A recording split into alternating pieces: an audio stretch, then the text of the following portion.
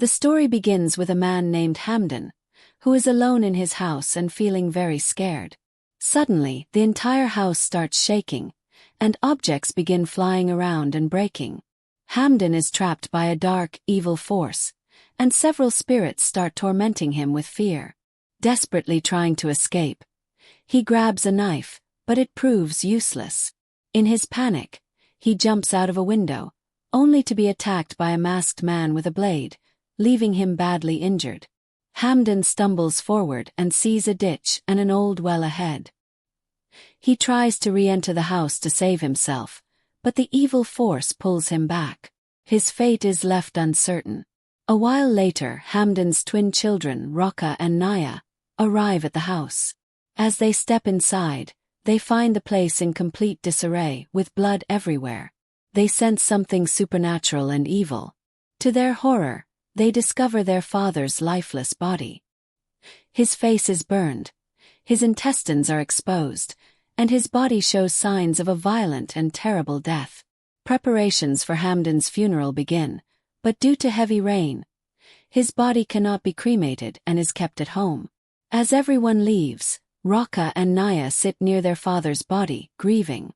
Raka believes the rumors that black magic or a dark ritual caused their father's death, but Naya dismisses such ideas. She wants to involve the police instead. However, Raka is determined to uncover the truth. Raka searches their father's room while Naya remains near the body. Both are haunted by a ghostly presence. During his search, Raka finds a note written by Hamdan before his death that says, "Find Mang." He also discovers a photo of their family with the name of their father's hometown, Rangu village, written on it. As Raka and Naya regroup near their father's body, they are shocked to see that it has suddenly vanished. Raka remarks that his father has been given a new skin, though he doesn't understand what that means. Alongside the photo, Raka notices 4 names: Hamdan, their father, Raji, Malan, and Badi. The note also urges them to find him. Confused and scared, Raka concludes that their father's death is far more mysterious and sinister than it seems. The strange events and cryptic clues have left them with more questions than answers, and they realize that uncovering the truth will not be easy. Raka and Naya knew they would find all the answers inside Rangu village. Raka explained that their father, Hamdan, had always kept the past of his family a secret, even from their mother. He had never shared anything about it. If they wanted to understand their father's death and all the strange events, they needed to go to his village. The biggest mystery was their father's body, which had disappeared. He suspected the body had been taken to the village, where everyone must be talking about what happened. But going there wouldn't be easy. They might face hostility in their father's hometown. Determined, both Raka and Naya left for Rangu village. On their way, Naya had a flashback of a moment during their sister Ananya's birthday. The 3 of them had been celebrating together, but Hamdan seemed deeply troubled and scared, constantly distracted by a strange skin he kept seeing outside. When they reached the road leading to Rangu village, they found it far from the main road. As soon as Naya stepped into the village, her mood soured. She saw a dead animal right at the entrance, which made her uneasy. They tried asking for help from a local boy, but he ran away the moment he saw them. On their way, they met a girl named Ayu, who agreed to guide them to Rotsi Ma's house. Halfway there, a one-eyed, half-burnt, mentally unstable woman appeared and started spitting at Naya while muttering strange things. This unsettled Naya, and she wanted to turn back. But Raka convinced her to stay, reminding her they had come to uncover the truth about their father's death, and leaving now would achieve nothing. They eventually reached Rotsi Ma's house. Showing her the family photo, they asked who she was to them. Rotsi Ma revealed that Hamdan was her son. However, she said he had chosen a different path, which had changed everything. She told them not to call her grandma because their father had severed ties with her, though she later allowed them to refer to her that way. Raka questioned her about Hamdan's death and the disappearance of his body. He insisted on knowing the truth, suspecting his father had been hiding something important. But Rotsi Ma warned him not to dig into the past, saying it would be better if he didn't know. Raka remained firm, demanding answers. Rotsi Ma finally told them that there would be a festival in the village in a day or two, and the entire extended family would attend. She invited them to stay for the event, and they agreed. Rotsi Ma then gave them Hamdan's old room to stay in. Later, Raka came to Naya, handing her the charm and the papers they had found, asking her to keep them safe until he needed them the next day. Naya, however, expressed regret about coming to the village. She felt their father must have had a good reason for keeping them away from this place. Naya couldn't stop thinking about how their father, Hamdan, never wanted to bring them to this place. She didn't want to believe that he wasn't a good father, but now all these questions were swirling in her mind.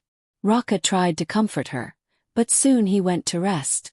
When Naya lay down to sleep, she had a terrifying dream. She saw herself in place of the dead body, and the body was moving towards her. She woke up in fear. She also saw Hamdan's skin, which she wore in her dream.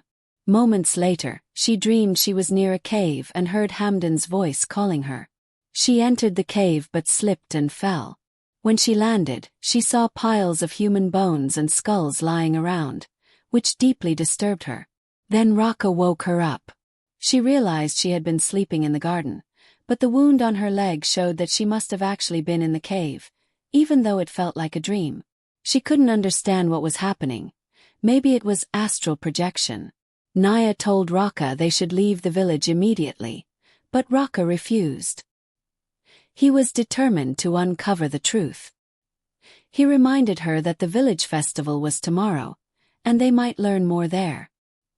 He suspected their grandmother and the other villagers were hiding something and said they needed to find the answers themselves. Later, Rotsi Ma brought them food. Raka, who didn't eat meat, ate something simple.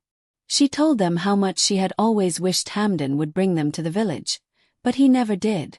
Now that they were here, she was very happy. She said she loved her grandchildren very much, whether they were near or far. During their conversation, Naya brought up the cave she had seen in her dream. When she asked about it, Rotsi Ma said there was no cave in the village. Then Rotsi Ma left to do some work. Raka and Naya decided to search for the cave themselves. Despite looking around, they couldn't find it. Then they spotted the boy who had run away from them when they first arrived. They asked him about the cave, and he said there was a cave called Bathi Cave. After saying this, he left. The siblings began searching for Bathi Cave but couldn't find it. Raka suggested asking Aya for help, but Naya was desperate to see the cave immediately. They argued, and suddenly Raka disappeared. He found himself inside Bathi Cave, where he saw the severed head of a baby and heard eerie whispers. His fear grew as the demon in the cave attacked him. Meanwhile, Naya was frantically searching for Raka. Her search led her to Aya's house, where she secretly observed Aya cutting meat. Naya was horrified when she realized Aya was cutting the flesh of a headless human body. Terrified, she ran into the jungle. There, she encountered the same madwoman she had seen before. Naya managed to escape her again, but as she went deeper into the forest, rotten coconuts started falling all around her. Naya tries to escape from the falling coconuts but falls into a trap pit. A coconut also falls into the pit, and to her horror, it turns out to be Hamdan's head. Trembling with fear, she is terrified by what she sees. Suddenly, the boy who had run away when he first saw her comes to help. He helps her climb out of the pit. When Naya asks for his help to understand what is happening, he assures her that her brother is safe and suggests she go to Rotsi Ma's house. He explains that anyone who goes missing in the village usually ends up there. He warns her to leave the village as soon as possible, or her fate will be terrible. Naya starts questioning him about what is happening in the village and whether he knew her father, Hamdan. The boy admits that he did know Hamdan but says he doesn't have time to explain everything now. He promises to tell her more later and urges her to leave the village quickly. Naya agrees, and he introduces himself as Su Gang while escorting her back to Rotsi Ma's house. Along the way, he mentions that he usually avoids strangers, which is why he was avoiding her earlier. Naya notices Su Gang's unique and expensive-looking watch. He explains that it was his father's watch and warns her to be ready by 3 a.m. to leave the village without anyone noticing. When Naya returns to Rotsi Ma's house, she sees Raka eating food.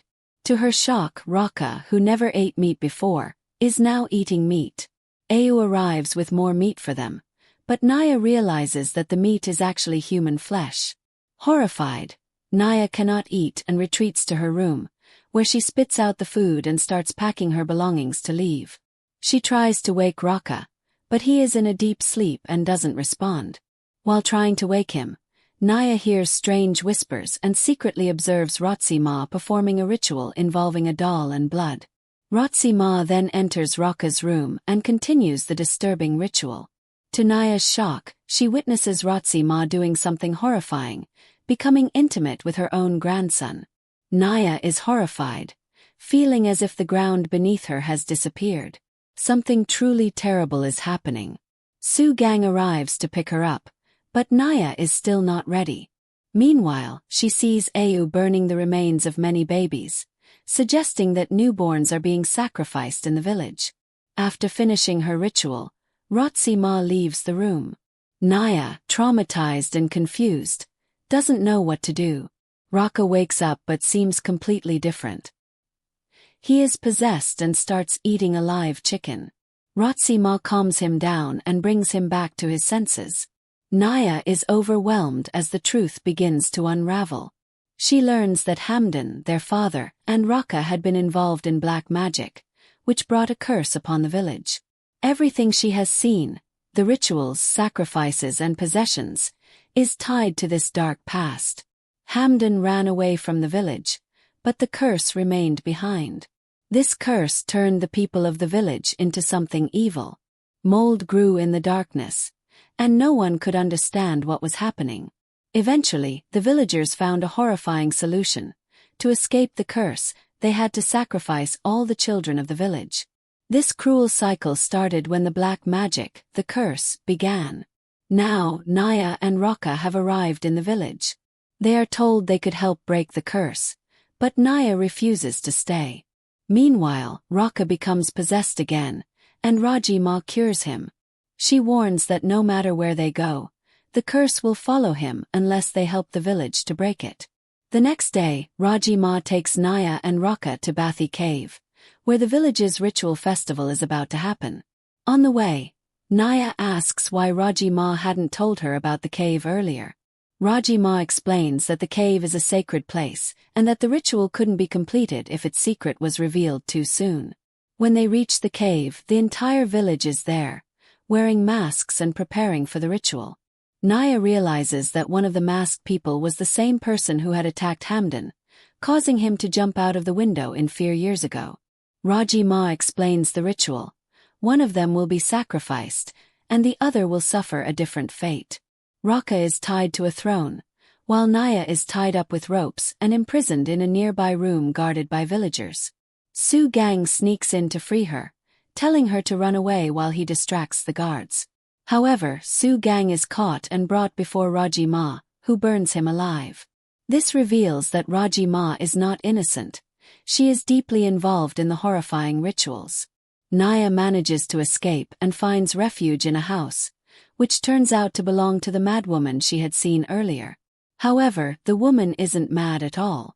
She is Su Gang's mother and the wife of Budi, Naya and Raka's uncle.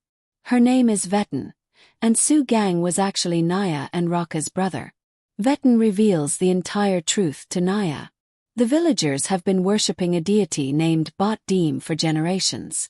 Their worship involves inbreeding among family members to ensure purity. This is why Raji Ma had an intimate relationship with Raka. Such inbreeding often results in children with deformities. These deformed children are sacrificed to Bat Deem as food, in exchange for protection, powers and wealth. Some children are spared from the sacrifices to grow up and continue the rituals. Among these children, if one is born without any deformities, they are chosen to become the leader of the cult. Raji Ma must have been a perfect child herself, which is why she became the leader of the rituals. The cult is fully dedicated to serving Bat Deem, who possesses them to carry out these horrific acts. Even minor imperfections like an extra finger or a mismatched eye make a child deformed and destined for sacrifice. This horrifying truth explains the village's dark practices and the terrible fate that awaits those who don't conform to the curse's demands. Hamden had been forced into inbreeding with his sister Lan. The twins were born from this union, as the two had been made to sleep together. However, both Hamden and Lan wanted to protect their children from this horrible fate because they knew that if the children grew up in the village, they would suffer the same destiny. Lan, nearing her death, begged Hamden to ensure their children had a better future. With her dying wish in his heart, Hamden fled the village with the twins. He sought help from Vetten because she knew magic. While her magic saved their lives, it enraged Bathi Deem, who burned her house down, killing her husband, Budi, and leaving her badly burned.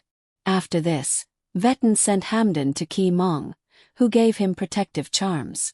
These charms could shield them for only 21 years. When Naya's 22nd birthday approached, the power of the charms wore off, and Bathi Deem killed Hamden. Hamden had tried to protect his children, but the curse couldn't stay hidden forever. Worse still, one of the villagers, a masked man, had attacked Hamden and fatally wounded him.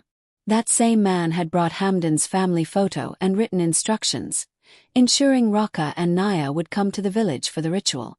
Naya, with an extra finger, was deemed imperfect and was meant to be sacrificed. Raka, the perfect child, was destined to become the leader of the cult. No matter where Raka went, Bathi Deem and the evil curse would always pull him back to the village. Naya showed Vetten the second moon symbol they had found. Vetten explained that this symbol represented a magic capable of banishing Bathi Deem. However, only a deformed child like Naya could use it. With this knowledge, Naya and Raka decided to leave, but the villagers captured them. Vetten tried to protect Naya and stop the evil ritual, but the villagers overpowered and killed her, just as they had killed her daughter. Raka, now possessed by Bathi Deem, grabbed Naya and dragged her into the cave. He had fully become a vessel for the evil spirit. Raji Ma prepared to sacrifice Naya, explaining that since she was Raka's twin, her death was essential to secure his transformation into the leader of the cult. In a last desperate effort, Naya used the charm on Raka's forehead. This broke the evil spell, causing chaos. The villagers turned on each other, killing one another in a frenzy. Naya killed Rajima and managed to bring Raka back. However, Bathi Deem pursued them as they tried to escape. Whether the spirit caught them remained unclear as the scene shifted. By morning, Raka and Naya woke up outside the village. They hitched a ride in a van, and Naya felt relief. She silently thanked God, believing their nightmare was over and that she could now dream of a brighter future. But that hope was short-lived. The truth was revealed. Raka, still possessed by Bathi Deem, destroyed a bus full of innocent people. He had brutally killed Naya, his beloved sister, completing the ritual. Now, Raka had become the leader of Bathi Deem and the cult. Though the village had been destroyed, the curse lived on. Raka, as the new vessel for Bathi Deem, was ready to spread the cult's terror to the entire world. The story ends with the horrifying realization that the ritual would never truly stop.